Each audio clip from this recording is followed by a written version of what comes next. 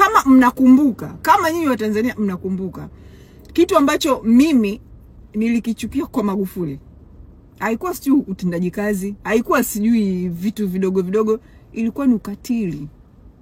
Ilikuwa ni ukatili wake kwa watu wanaompinga na wapinzani. Hiyo ndio ilikuwa issue yangu kwa Magufuli. Kama mnakumbuka, hiyo ndio issue nilikuwa nampiga Magufuli every time. Lakini kuna vitu Magufuli alifanya ambacho hakuna rais Tanzania aliweza kukifanya. Na hicho kitu ilikuwa ni kuondoa rushwa au kuipunguza kwa yani sehemu kubwa, kuondoa ufisadi au kuupunguza kwa sehemu kubwa, au kuleta ile woga kwa viongozi and staff, kitu ambacho hakiweza kufanyika. Wakati alipofariki tu Magufuli, kuliinuka vifijo na nderemo kwa baadhi ya watu, na watu hao walikuwa miongoni mwao walikuwemo Mange Kimambi. Mimi wakati ule niliwahi kutoa angalizo kwenye clip ya kwamba huyu Magufuli inawezekana kabisa ana mapungufu yake. Inawezekana kabisa kuna watu amewaumiza. Inawezekana kabisa ametafsirika ama amekuwa dikteta, uchwara au dikteta. Inawezekana kabisa kuna watu wametekwa kwa sauti yake au kwa msukumo wake au kwa mapenzi yake.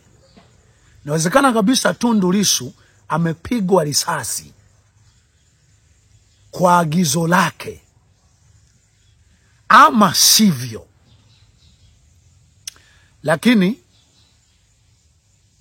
ni moja ya mtawala ambaye ilikuwa rahisi sana Tanzania kuifikia nchi ya ahadi, kufika kwenye nchi ya ahadi ambayo karibu kila mtu angefurahia kuwa Mtanzania, angenufaika na rasilimali zilizomo Tanzania.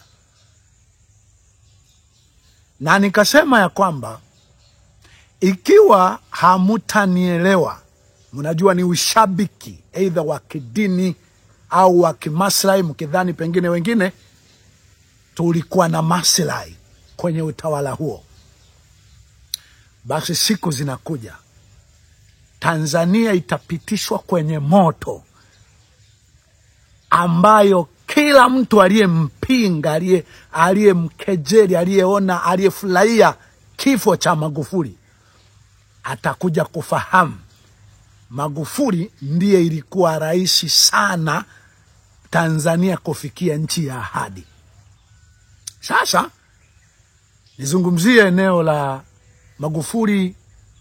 Alikuwa katili. Ni kwamba watu wengi naamini mnaweza mkakubali, wengi mnaweza mkaamini mkakubali kwamba inawezekana kabisa Magufuli kulikuweko na utawala wa fimbo ya chuma. Kulikuwa na namna fulani ya ukali, kulikuwa na namna fulani ya ukali. Lakini naamini wengi mnaweza mkakubali kwamba Magufuli alijipambanua, na kwa sehemu kubwa ilionekana alikuwa mkali kwa wazembe, kwa wezi, ama kwa wanaotumiwa na watu wa nje au wa ndani kwa kusudi la kuwaneemesha wezi ama la kupola rasilimali za nchi kunufaisha wachache au walio nje. Wengi mnaweza mkaamini mkakubali kwamba Magufuli alikuwa na, kama ni hicho kiitwacho dikteta au dikteta kiitwacho ukatili, alikuwa na ukatili kwa wabaya, waovu, Sina makosa kwenu dada, sina hatia kwenu inayofanana na mabaya. Sina makosa kwenu dada, sina hatia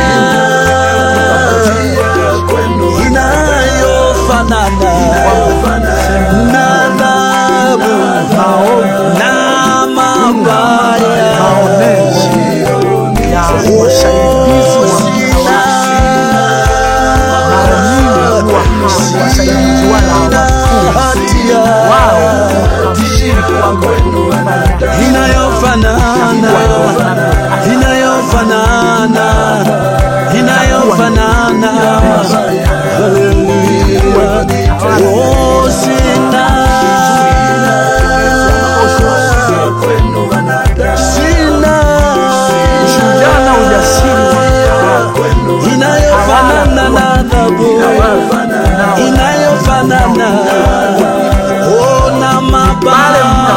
Alipo na uwezo wa kuambia wanaohisi ndo wanamtetea, lakini wanaharibu. Kuambia acha, hilo ni baya. Ni kweli nahitaji kutetewa, nia nilio nayo ninayoyafanya, lakini kutetewa isiwe hivi. Msitetee kwa kuteka watu, msinitetee kwa kumwaga damu za watu, msinitetee kwa kuua watu.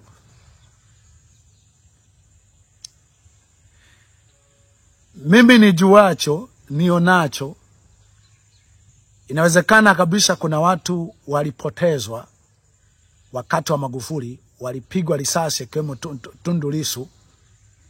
Mimi ninachohisi, ninachojua kabisa kwamba inawezekana kabisa Magufuli alipoona Tundu Lissu kapigwa risasi, inawezekana hakukuwa na sauti yake wala agizo lake. Inawezekana kuna watu walihisi pengine wakifanya hivyo kwa Tundu Lissu, pengine Magufuli angefurahi sana.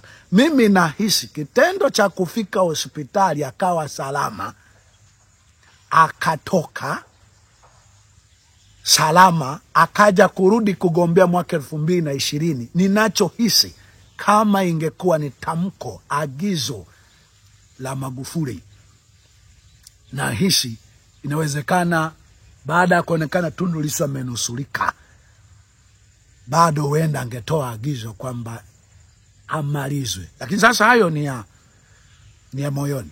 Pointi atajua mwenyewe. Pointi kubwa iko wapi? Pointi kubwa moja, Magufuli kwa sehemu kubwa alikuwa anapinga wabaya, ambao sasa hata kina Mange Kimambi wameanza kukubaliana nayo.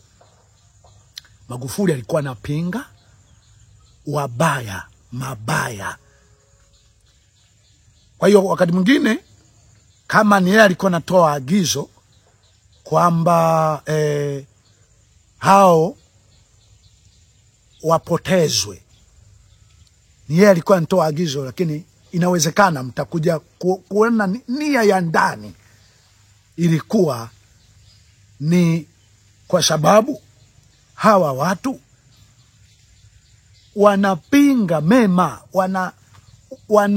wanatengeneza mazingira ya kuzuia dhamiri njema ya kuifanya hii nchi rasilimali zilizopo zinufaishe wote, kuifanya hii nchi mtu akiwa na cheo, mtu akiwa na cheo, akiwa na mamlaka, asiitumie kuonea, kunyanyasa watu. Huenda kuna watu wote mtakuja kukiri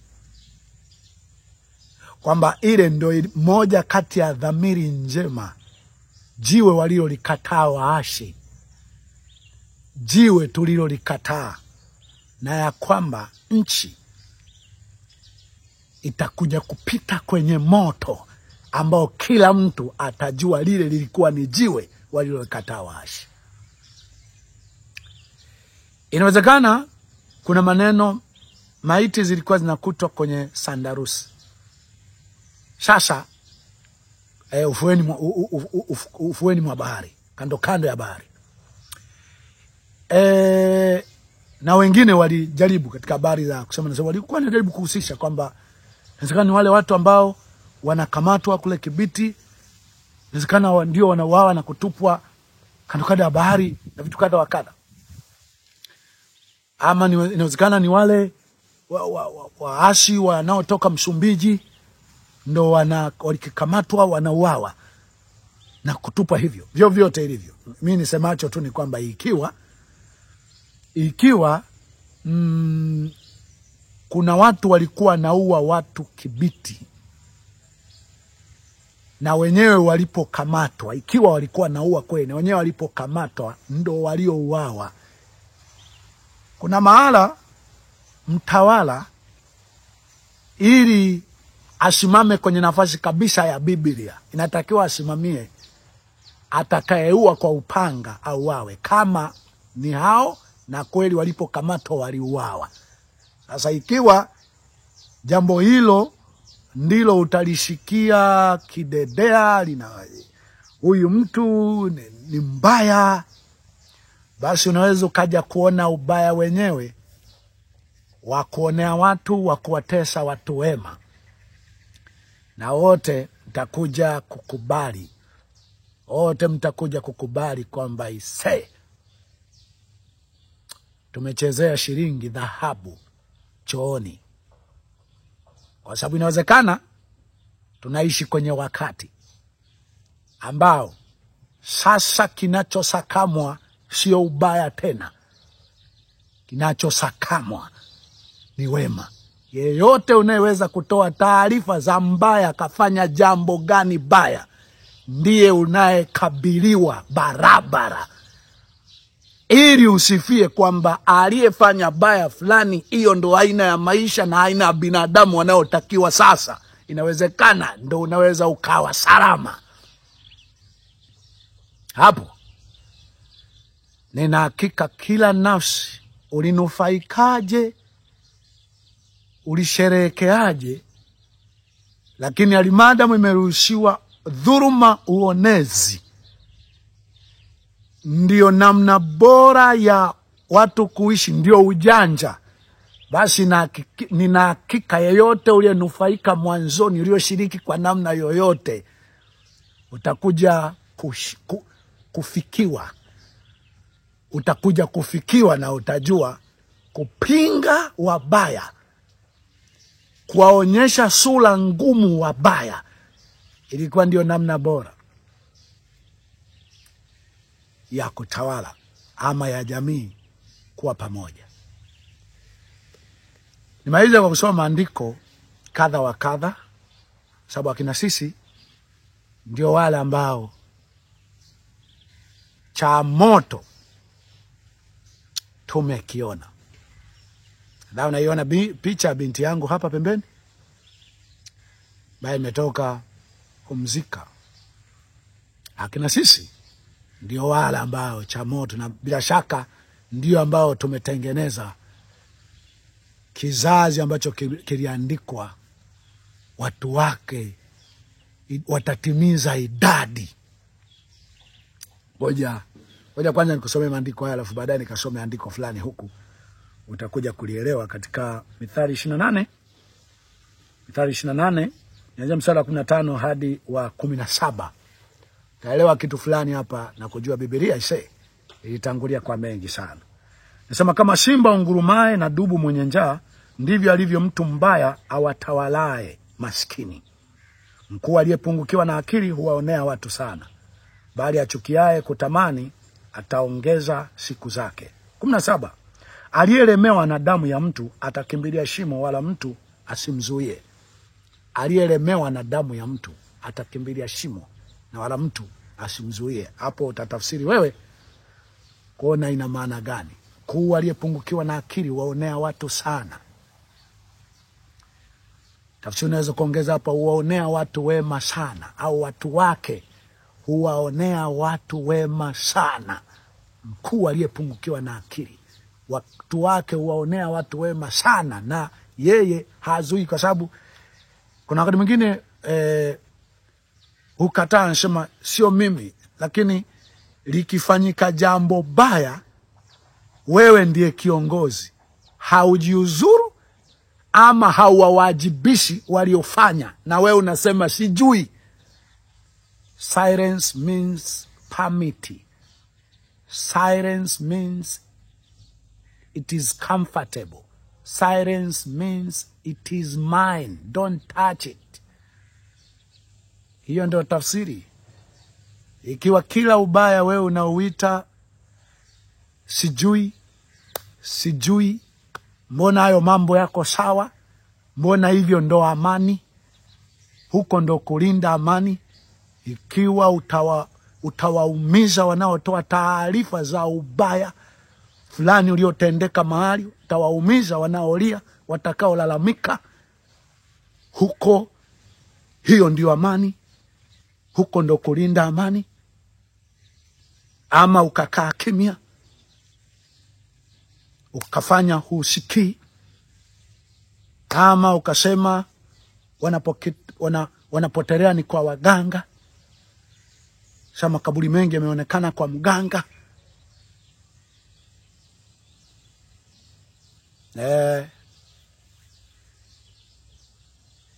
Niliwahi kuambia pale nyuma, akasema mbona mtasema?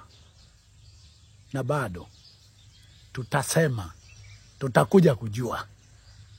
Magufuli inawezekana kabisa ndiye kiongozi aliyepata kutokea, angeweza kulipeleka taifa hili kwa njia rahisi, kwa muda mfupi, kwenye nchi ya ahadi ambayo kila mmoja Mtanzania na hata Afrika ungekuwa mwanzo wa kuona fahari juu ya Afrika, juu ya Tanzania.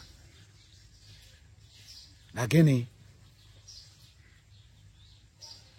jiwe walilolikataa waashi, tukawa waashi ambao tukalikataa jiwe kula pembeni. Najua ni lugha kubwa, sema huyo sio Yesu, ni kwa sababu hujui Yesu ni nini.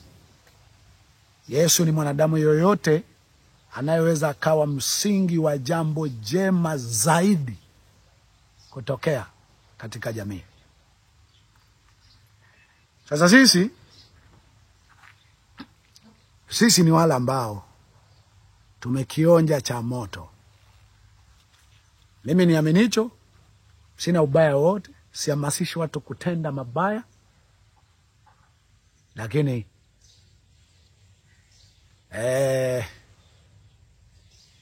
basi namna zote zilizofaa tendewe mbaya, ya watokee wabaya. Sasa ndio namna ambazo akina sisi kimekuwa kilemba chetu, limekuwa vazi letu, imekuwa alama yetu.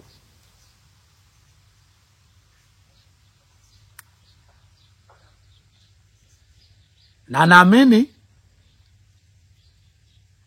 na walioguswa wengine sasa wameongezeka sana. Wengi naanza kuona kumbe ile ilikuwa ndio afadhali. Niliwahi kuambia wakati fulani Chadema, nikasema naweza mkaja kukubalika ikiwa mtakuja kutoka hadharani kukiri kwamba tulikosea sana kumtafsiri na kumwona Magufuli vibaya vile. Lakini nje na hapo, inawezekana mtakuja kupitishwa kwenye moto ambao mtakuja kukiri wakati too late. Kuna wakati chini ya mwaka 2015 hata mimi niliwaona Chadema ni kama wanatetea yake. Ndio wakati ule akina Theophil Njombe wakasema hatusimamishi mgombea kwa mtu kama Theophil Njombe hata kama CCM. Sisi tunataka watu wema hata kama wako CCM. Lakini baada ya Magufuli ilionekana kuwa chama pinzani, kumbe ni kuendelea kupinga tu, hata akitokea anayefanya yale ambayo kwa sehemu kubwa mlikuwa mnataka yafanyike, mlikuwa mnapigia kelele yafanyike.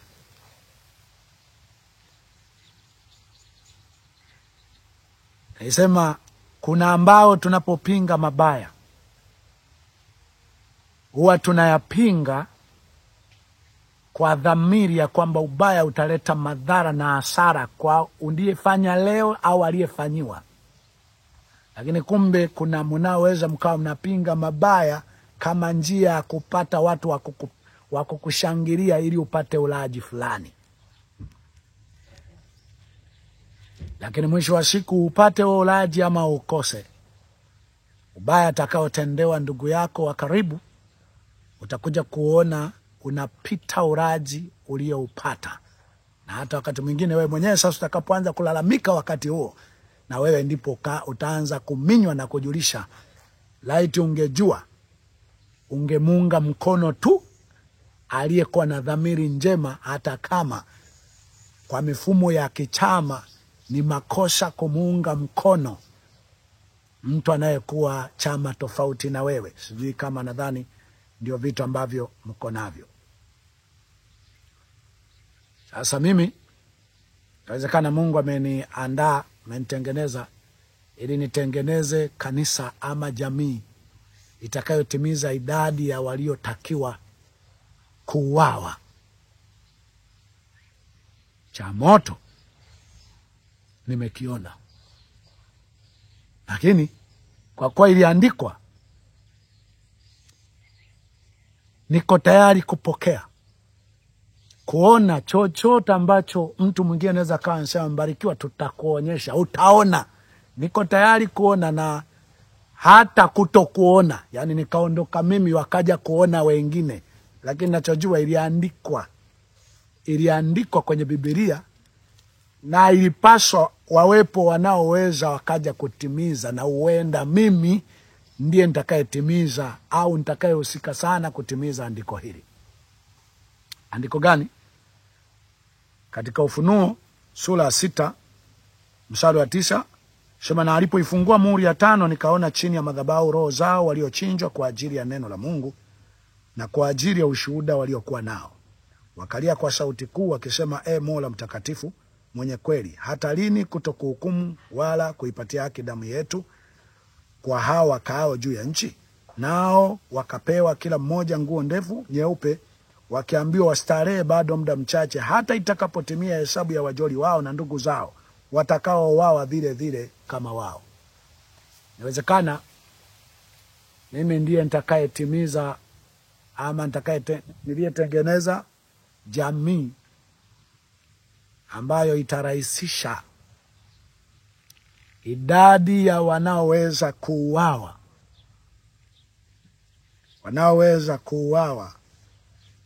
kama walivyouawa watu wa Mungu.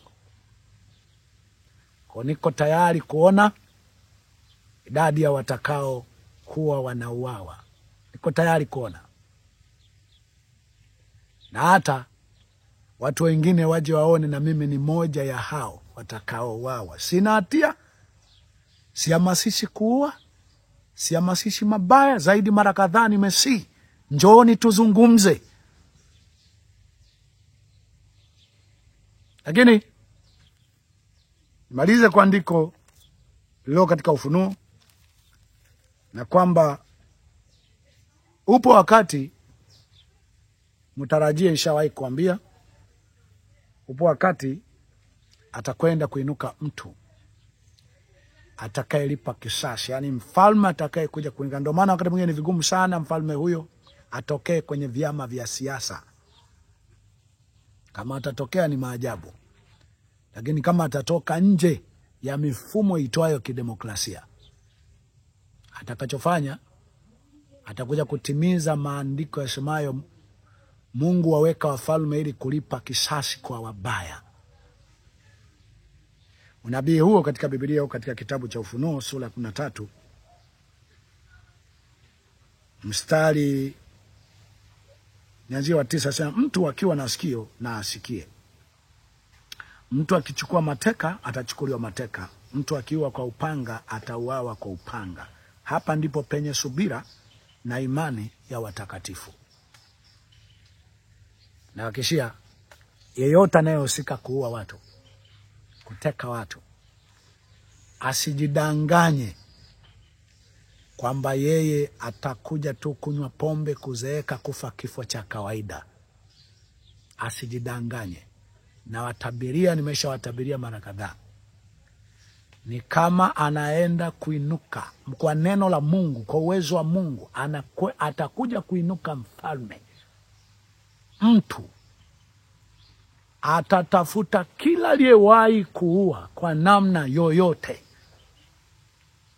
Kutakuja kutokea kuuawa kwa watu hadharani. Kelele ya aina yoyote ya kimataifa haitasikiwa mpaka ghadhabu ya Mungu na hasira ya Mungu itakapokuja kutimia.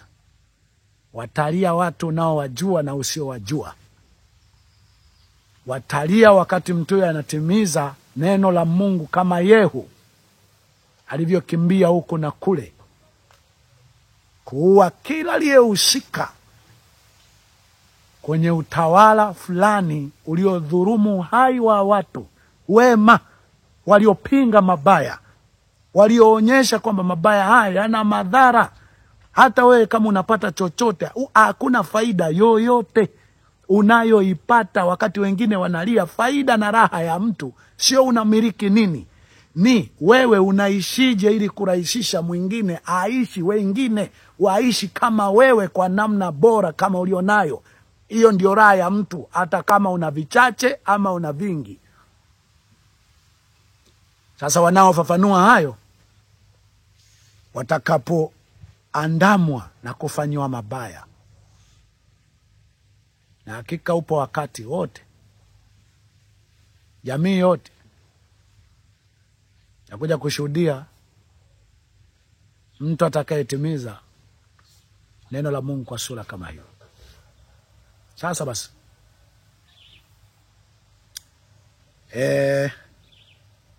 Unaelewa kiasi gani? Kini lugha yangu kubwa ni kwamba inawezekana akina Mange, Kimambi, inawezekana wengine mlipotoshwa kabisa. Inawezekana wengine mlikuwa kivyama zaidi. Mlikuwa kivyama zaidi. Na mlikuwa mnaona yani nyie mnachotaka ni chama fulani tu kishinde. Ni chama fulani kiwe kwenye nafasi fulani. Lakini nawahakikishia mliwaza vibaya. Kuna mahali inabidi tuamini kwa mtu bila kujaisha yuko chama gani.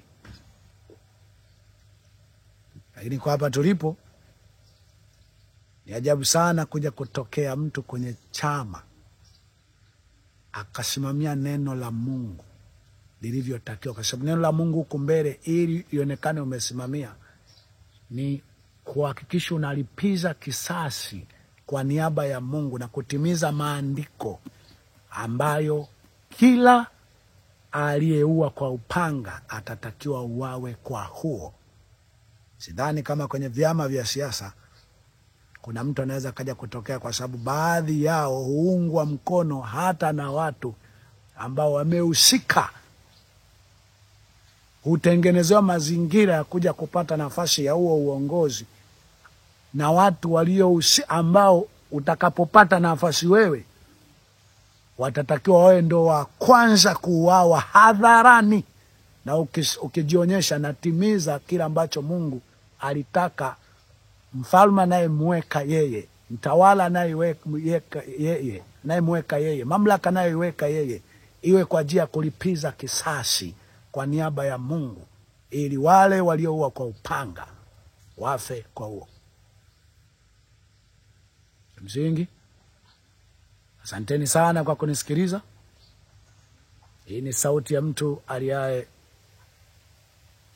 toka mazishini, kiwa ametoka kumzika Sifa, bali tokea gerezani kwa sababu ya kupinga mabaya. Anasema, itengenezeni njia ya Bwana, nyoosheni mapito yake. Heri mtu atakayeteswa, atakayefungwa, atakayeuawa, atakayefiwa, ama afaye katika Bwana tangu sasa, pate kupumzika mara baada ya taabu yake. Tazama, Mungu mwenye haki yu karibu kuja. Hii ni maana neno Maranatha.